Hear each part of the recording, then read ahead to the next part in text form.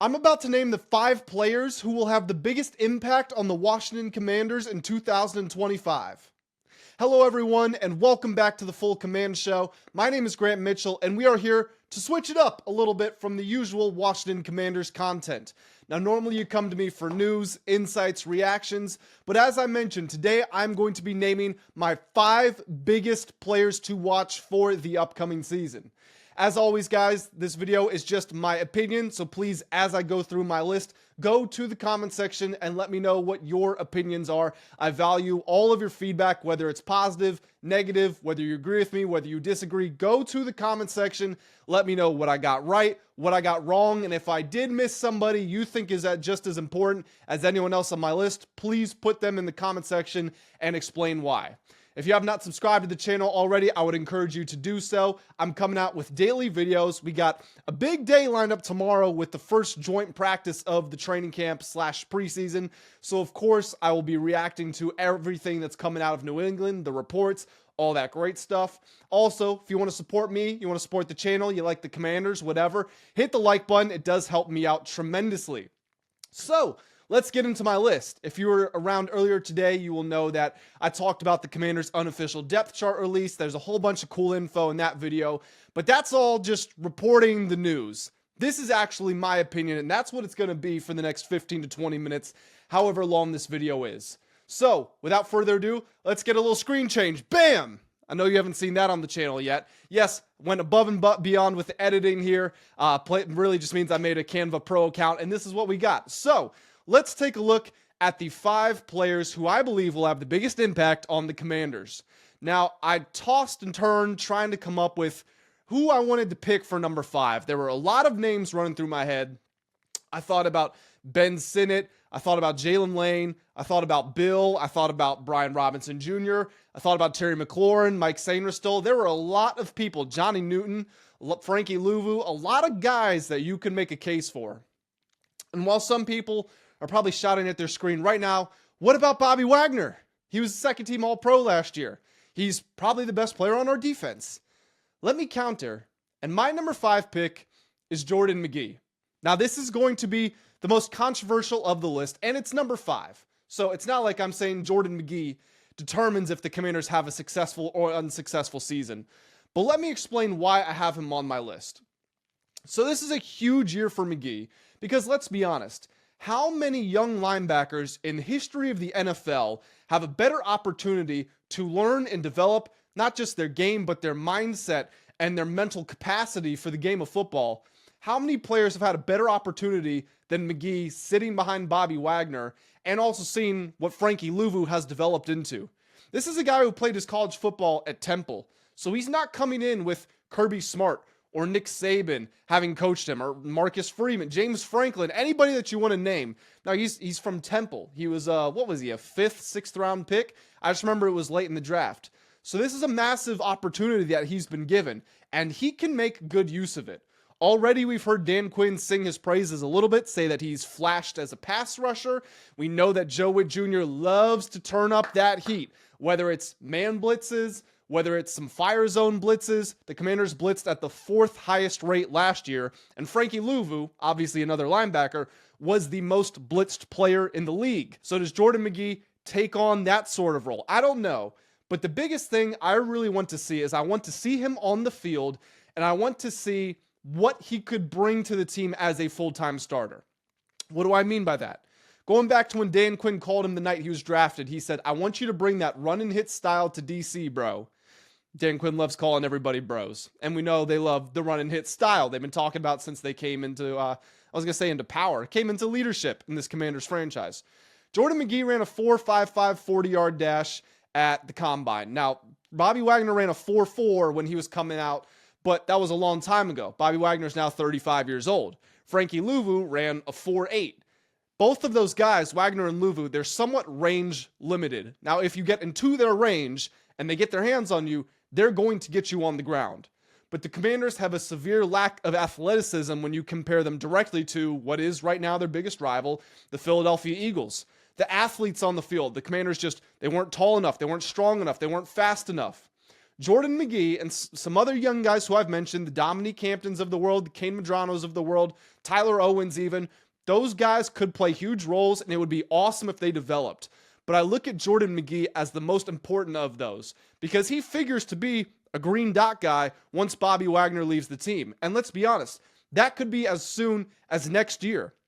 I've talked so many times on this channel about how the Commanders have the oldest average age roster in the NFL, but all of their old guys are on 1 year or on the last year of their deals. That's because the Commanders have the young guys in place and they're ready to make the transition to the next generation, but they have to see some signs of life from those guys. Ben Sinnott, for example, was taken with a second-round pick, and Adam Peters has said that he can block like Kyle Juszczyk, and he can run routes like George Kittle. At least that's what he envisions for him. He thinks he has that potential.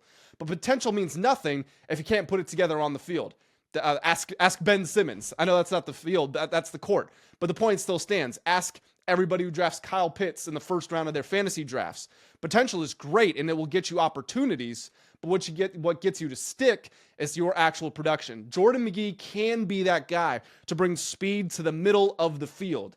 And when you think about the added size on the defensive line, the improvements made to the secondary, if the linebackers can get sideline to sideline, and they can make sure that the team is not at a literal physical disadvantage, if they are not worse athletes than the teams they're lining up across from, then as I've said again numerous times, Dan Quinn, Joe Witt Jr., they believe that they can coach these guys into being better players and the best possible versions of themselves. So Jordan McGee ends up at number 5 on my list.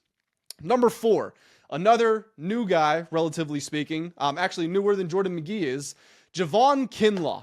Now, Kinlaw, a lot of people think that he was overpaid during the offseason, which means that the expectations, or rather the pressure on him, is obviously high. This is a former first-round pick. Adam Peters was in San Francisco when Kinlaw came into the league.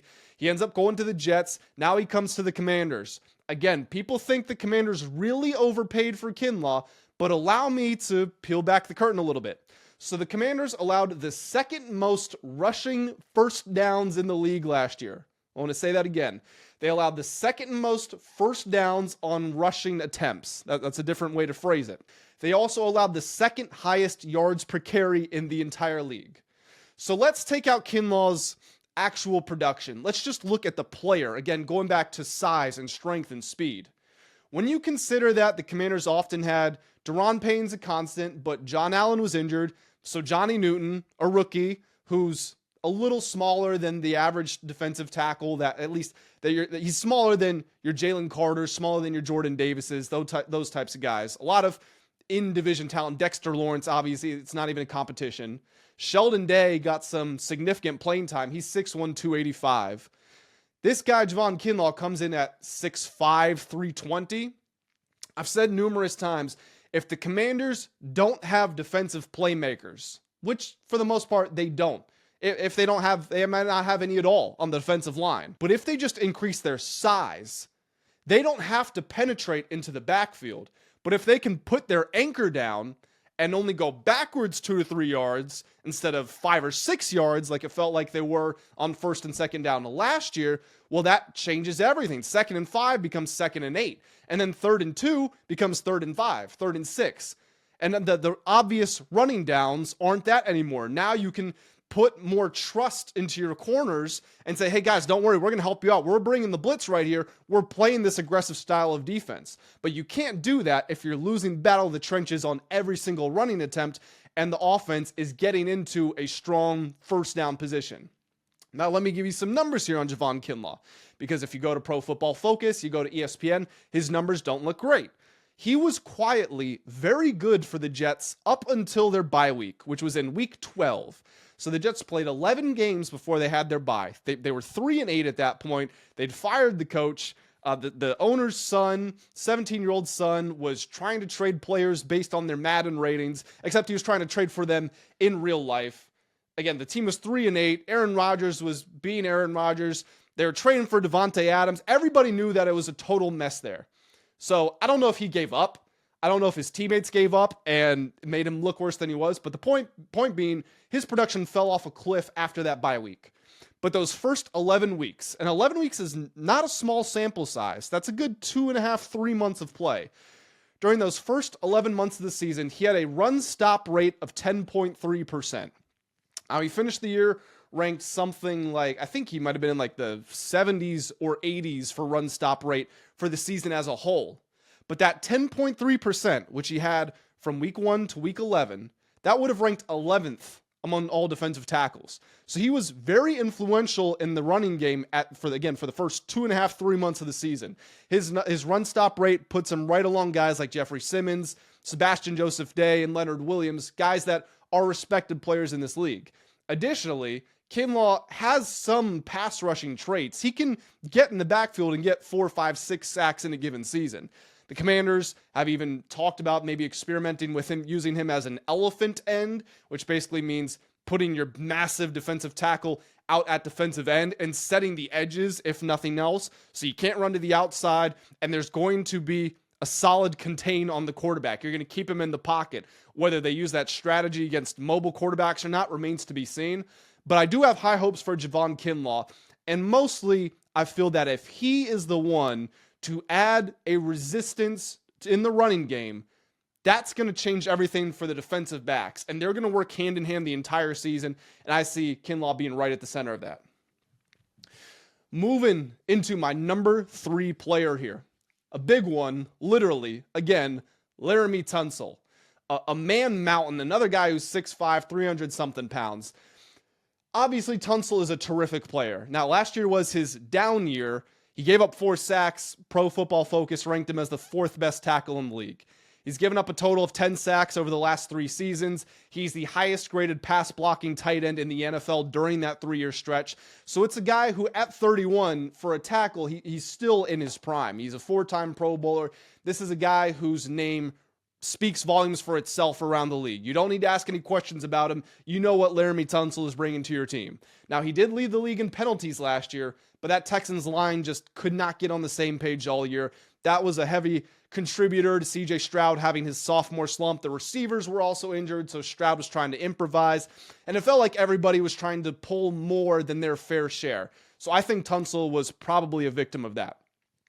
Looking at what the Commanders had to do last year, because their offensive line was good when operating within the confines of the no-huddle system, but when they actually came up against great pass rushers or the offense wasn't moving the ball, so they weren't able to get to that no-huddle cadence, when you actually saw guys go one-on-one, they would often get mauled.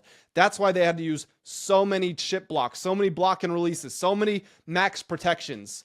Cliff Kingsbury said the other day, with Tunsil, I'm just going to put him one-on-one against anybody who's over there. It literally doesn't matter. It could be Myles Garrett, TJ Watt, Brian Burns, Michael Parsons. It doesn't matter. He's just going one-on-one. Well, think about it. If you don't have to devote an extra guy to pass blocking, and it's a tight end or receiver or running back we're talking about, well, then they're an added receiving option. That makes life for Jaden Daniels so much easier.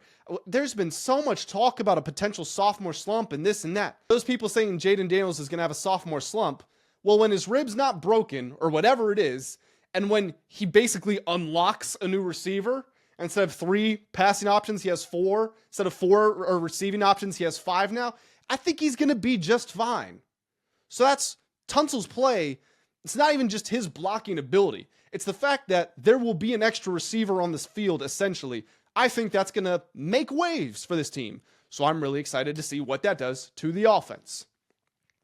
Our second guy, or rather my second guy, because this is my list with my opinion. Go to the comment section. Let me know what you think of my opinions. And if I mess up in your eyes, please let me know what you think, where I went wrong. My number 2 guy is Marshon Lattimore. Now, Trey Amos has a huge role to play. Mike Sainer still has a huge role to play. We can get into other members of the secondary. How does Jonathan Jones get used? Can he have an impact? Absolutely. But Marshon Lattimore needs to be the guy.